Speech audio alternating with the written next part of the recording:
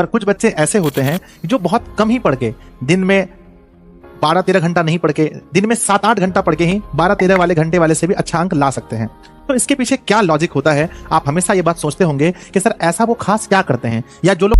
हाँ तो नमस्ते बच्चों, आप अक्सर ये देखते होंगे कि कुछ लोग बहुत ज्यादा मेहनत करते हैं, उसके बाद भी उनका बोर्ड परीक्षा में नंबर उतना अच्छा नहीं आता है। पर कुछ बच्चे ऐसे होते हैं जो बहुत कम ही पढ़ के, दिन में 12-13 घंटा नहीं पढ़ के, दिन में 7-8 घंटा पढ़ के ही 12-13 वाले घंटे वाले से भी अच्छा अंक ला सकते हैं। तो इसके पीछे क्या लॉजिक होता है? आप हमेशा ये बात सोचते होंगे कि सर ऐसा वो खास क्या करते हैं, या जो लोग टॉपर बनते हैं वो नॉर्मल लोगों से क्या अलग करते हैं। तो बच्चों, मैं इस वीडियो में आपको यही बताने वाला हूं कि आखिर स्मार्ट स्टडी करने का 5 वो तरीका क्या है। बच्चों, मैं पिछले 10 वर्षों से मैं इस क्षेत्र में हूं। मैंने 2014 में मैट्रिक पास किया। उसके बाद से बच्चों मैं यही हर वर्ष बच्चों को बताता हूं कि भाई क्या आपको करना चाहिए जिससे आपका बहुत अच्छा अंक आएगा। तो आप इस वीडियो को पूरा अंत तक देखें, उसके बाद अपनी प्रतिक्रिया हमें जरूर भेजें।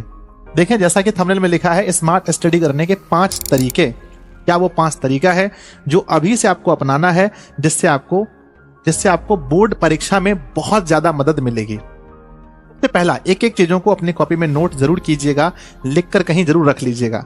सबसे पहला फर्स्ट है टाइम टेबल या स्लॉट बनाकर पढ़ना। आपको मेरे बच्चे, आप दिक्कत क्या हो रहा है ना कि आप ना तो टाइम टेबल फॉलो कर रहे हैं, ना तो आपके पास कोई स्लॉट है। इससे क्या है ना कि आप 1 भी घंटा पढ़ रहे हैं तो आपको ऐसा लग रहा है कि हम खूब पढ़ रहे हैं, लगता है हम कितना ज्यादा पढ़ लिए। तो पहले बच्चों, पहले टाइम टेबल बनाइए। अब टाइम टेबल और स्लॉट में क्या अंतर है हम आपको ये बताते हैं। टाइम टेबल का मतलब ये हुआ कि हमने अपने मन में ही या फिर कॉपी में लिख करके हमने ये फिक्स कर लिया कि हमें इस टाइम से इस टाइम तक इस विषय को, जैसे मान लीजिए सुबह उठ करके 6 बजे से लेकर 8 बजे तक मैथ पढ़ना है, फिर फिर 1 घंटा रेस्ट लेकर के 9 बजे से लेकर 11 बजे तक हमें फिजिक्स पढ़ना है ना। तो बच्चों ये क्या हुआ, टाइम टेबल है ना। और स्लॉट में क्या होता है, स्लॉट में क्या होता है कि आप अपने आप को ये बोले कि भैया देखो, पूरे 24 घंटे के अंदर हमें 4 बार पढ़ने के लिए बैठना है।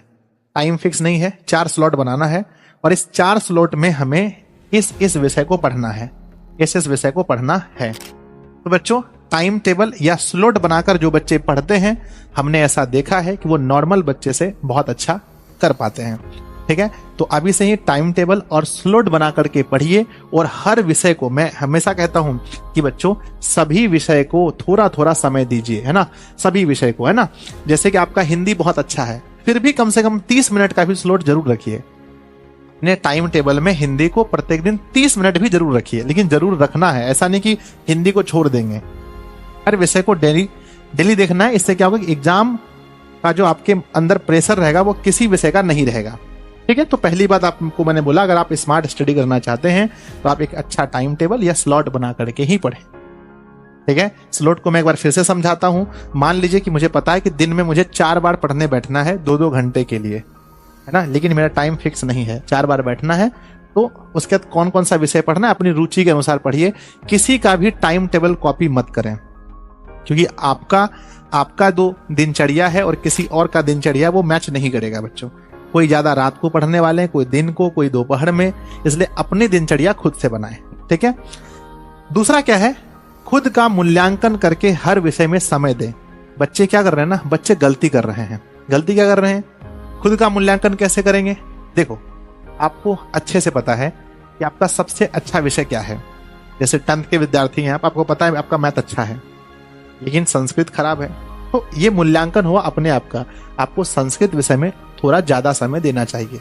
आप 12th के विद्यार्थी, आपको पता है कि हमारा फिजिक्स ठीक है, केमिस्ट्री में मेहनत करनी है तो केमिस्ट्री में मेहनत कीजिए, है ना। ये होता है स्वयं का मूल्यांकन। अपने आप से पूछिए कि भाई अगर आज आपको पेपर में बैठा दिया जाए तो सबसे अच्छा अंक आप किस विषय में ला सकते हैं। जिस विषय में कमजोरी लग रहा है उस विषय में थोड़ा टाइम बढ़ा दीजिए। इसी को कहते हैं कि खुद का मूल्यांकन। एक टॉपर विद्यार्थी या एक अच्छा विद्यार्थी इसी तरह से पढ़ता है कि जो विषय कमजोर है उसको समय थोड़ा ज्यादा देता है। और लेकिन एक एवरेज बच्चा जिनको पता ही नहीं स्मार्ट स्टडी कैसे होती है, वो तो भाई मैथ अच्छा है तो मैथ ही पढ़ते जा रहा है। बाकी आप सिर्फ मैथ पढ़ के टॉपर थोड़ी बन जाएंगे। टॉपर बनने के लिए हर विषय में 95 प्लस चाहिए मार्क्स, समझ रहे ना। तो खुद का मूल्यांकन करें, उसके बाद हर विषय का टाइम बांटे बच्चों। तीसरा पॉइंट जो बहुत बड़ा पॉइंट है, रिवीजन का बेस्ट तरीका अपनाएं। बच्चे अधिक से अधिक टाइम यहां बर्बाद कर रहे हैं। इतना अगर हम देखते हैं रिवीजन के लिए, कितने बच्चे फिर से लेक्चर देख रहे हैं, कितने बच्चे फिर से लेक्चर देख रहे हैं। This is not possible. आप दोबारा सभी लेक्चर को नहीं देख सकते। कितने बच्चे क्या कर रहे हैं ना कि लेक्चर तो देख रहे हैं, कितने बच्चे क्या कर रहे हैं कि पूरा बुक को, एनसीईआरटी बुक को फिर से पढ़ रहे हैं। नॉट पॉसिबल बच्चों। तो रिवीजन करने का बेस्ट तरीका क्या है? अगर आप दूसरी बार अगर आप करना चाहते हैं ना, आप पैनल पीडीएफ से भी काम चला सकते हैं, या जो कठिन टॉपिक है डायरेक्ट वहां पहुंच करके काम चला सकते हैं। पढ़ते टाइम में जो चैप्टर कठिन है उस चैप्टर को सिर्फ बना सकते हैं। मान लो आप 12th क्लास के विद्यार्थी हैं, आपको पता है कि हमारा मैथमेटिक्स में मान लीजिए कि 5वां चैप्टर थोड़ा हार्ड है, तो 5वां चैप्टर को ज्यादा बनाएंगे। तो या मैंने बोला कि रिवीजन करने का आपको बेस्ट तरीका अपनाना पड़ेगा, या क्वेश्चन बैंक लगाएंगे। एक एक एनसीईआरटी का सवाल लगाना अभी आसान अब नहीं होगा आपके लिए। अब ऐसा ना करें कि पूरा दिन, हाँ, और एक चीज जरूर अपनाएं कि आप जो भी दिन में पढ़े, मान लीजिए कि आज हमने जो भी पढ़ा, तो शाम को ये देखना है कि आज हमने जो पढ़ा वो किस किस विषय को पढ़ा और कितने अंक का लगभग मेरा रिवीजन हुआ। नहीं तो पता चलता है दिन में 2-3 घंटा मैथ पढ़ाए और कुछ बनाए ही नहीं, और कोई विषय को हमने टच ही नहीं किया। तो अगर आप रिवीजन अच्छे तरीके से करेंगे तो वो स्मार्ट स्टडी के अंदर आता है बच्चों। रिवीजन आपको अच्छे तरीके से करना है, यानी कम समय देना है आपको रिवीजन में।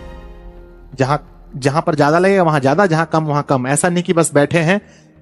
और क्या करना है, जब भी रिवीजन करें बच्चों, तो आप नोट्स का सहारा ले सकते हैं। किसका? आप नोट्स का भी सहारा ले सकते हैं। नोट्स, है ना, नोट्स जो है वो रिवीजन करने के लिए सबसे बेस्ट होता है। या आपकी फेयर कॉपी होगा तो वो बहुत बेस्ट होगा। ठीक है, चलिए स्मार्ट स्टडी के लिए सबसे चौथा क्या है? चौथा है एग्जाम के पॉइंट ऑफ व्यू से पढ़ना। जो टॉपर होते हैं या जो बहुत अच्छा अंक लाने के लिए पढ़ते हैं, उन्हें पता होता है ये कि हमें किस विषय में, किस चैप्टर से, कौन से टॉपिक से हमें कितना अंक पूछा जाता है।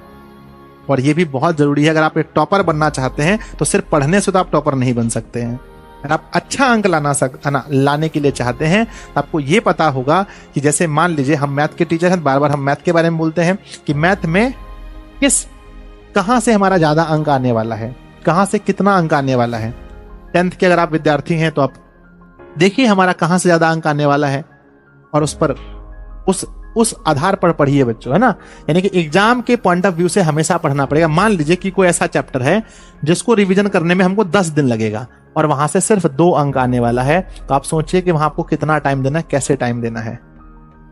और आप बोलेंगे कि सर ये एग्जाम का पॉइंट ऑफ व्यू हम समझेंगे कैसे हम जानेंगे? तो प्यारे बच्चों, इसी के लिए हम लेकर आए हैं 5वां, जिसका है ना, जहां पर हमने आपको बताया है कि क्वेश्चन बैंक, है ना। क्वेश्चन बैंक बहुत ज्यादा इंपॉर्टेंट चीज है। हर चैप्टर का क्वेश्चन बैंक जरूर देखें कि भाई इसमें कौन कौन सा क्वेश्चन पूछा गया है, पिछले वर्ष कैसा क्वेश्चन आया है, उसके और मतलब कि 24 में कैसा आया है, 23 में कैसा आया है, 22 में कैसा आया है, बना करके देखें। और बच्चों, अब वो समय आ गया है जब आपको आंसर राइटिंग करनी चाहिए। क्यों? एग्जाम में आपसे पूछा थोड़ी जाएगा, एग्जाम में आपको लिखना है। इसीलिए मैं कहता हूं कि बच्चों अभी से अब आप लोग लिखना शुरू कर दीजिए। अब लिखना शुरू कर दीजिए। सर कैसे लिखें? क्वेश्चन बैंक में उठाइए 2024 का सवाल। हम ये नहीं कहते हैं कि सारे सवाल लगा डालिए, हम ये कहते हैं जितना सवाल आपसे बन सकता है उतने सवाल को बना दीजिए, उतने सवाल का आंसर अपनी भाषा में लिख दीजिए। बस 60% लगभग खत्म है हर चीज में। तो अब आप मॉडल सेट भी लगा सकते हैं। जितना क्वेश्चन आपसे बने उतना क्वेश्चन बनाइए। और बच्चों, ये स्मार्ट स्टडी का सबसे बड़ा पॉइंट ये है, आंसर राइटिंग, क्वेश्चन बैंक लगाना और मॉडल सेट लगाना। ये काम आप करना आप स्टार्ट कर दीजिए, ठीक है ना। नहीं तो आप सिर्फ एनसीईआरटी करते रहेंगे, आप सिर्फ वीडियो लेक्चर देखते रहेंगे, आप सिर्फ यूट्यूब में मैराथन देखते रहेंगे, आप सिर्फ यूट्यूब में वीडियो सर्च मार के देखते रहेंगे, तो नहीं होने वाला है। अब आपको सीरियस होना पड़ेगा। स्मार्ट स्टडी करने का मतलब यह है कि आपको अपने आप को बच्चों पहचानना पड़ेगा कि आप अभी कितने पानी में हो। अक्सर बच्चे जब 2-2.5 महीना बचते हैं तब छटपटाने लगते हैं हम चाहते हैं वो छटपटाहट, वो दर्द आपके अंदर अभी महसूस होना चाहिए। परीक्षा को लेकर वो डरना भी जरूरी है। डर के आगे जीत है, ये बात सही है, पर डरना भी जरूरी है। बच्चों अपने आंखों को खोलिए, क्वेश्चन बैंक को देखिए, अपने आप को समझिए कि आप कितना अच्छा अभी कर पा रहे हैं। ठीक है, नहीं तो पता चलेगा जाकर के आपने दिसंबर में देखा, बस तो लग रहा है सर परीक्षा ही छोड़ना पड़ेगा। नहीं बच्चों, अभी उठिए, जगिए और मेहनत कीजिए, और तब तक नहीं रुकिए जब तक बच्चों आपका टॉपर वेरिफिकेशन में नाम नहीं आ जाता है, या नहीं तो बच्चों कम से कम उतना अंक नहीं आ जाता जितना आप मन में सोचे हैं, ड्रीम फॉर 50+ ना।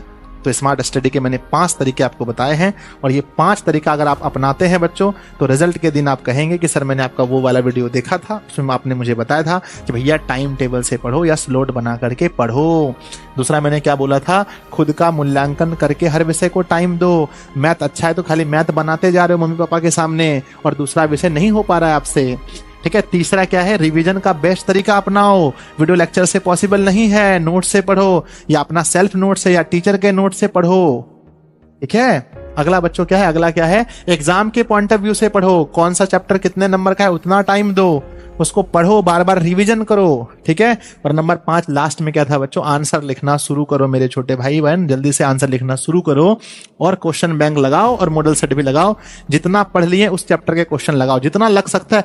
100 में से 20 बना, 20 ही बनाओ, बढ़ेगा, धीरे धीरे बढ़ेगा, स्कोर धीरे धीरे बढ़ता है बच्चों, अचानक नहीं बढ़ता है। हम उम्मीद करते हैं कि इस वीडियो से लाखों बच्चों को बहुत कुछ सीखने को मिलेगा। आपको अगर वीडियो अच्छा लगा अपने दोस्तों में जरूर शेयर कीजिए, बिहार के हर व्हाट्सएप ग्रुप पर, टेलीग्राम ग्रुप पर शेयर कीजिए। नीचे एक कमेंट प्यारा सा जरूर कीजिएगा आपको ये वीडियो कैसा लगा। अगर आप किसी टॉपिक पर वीडियो चाहते हैं तो कमेंट बॉक्स में जरूर लिखिए, मैं जरूर वीडियो बनाऊंगा। धन्यवाद बच्चों।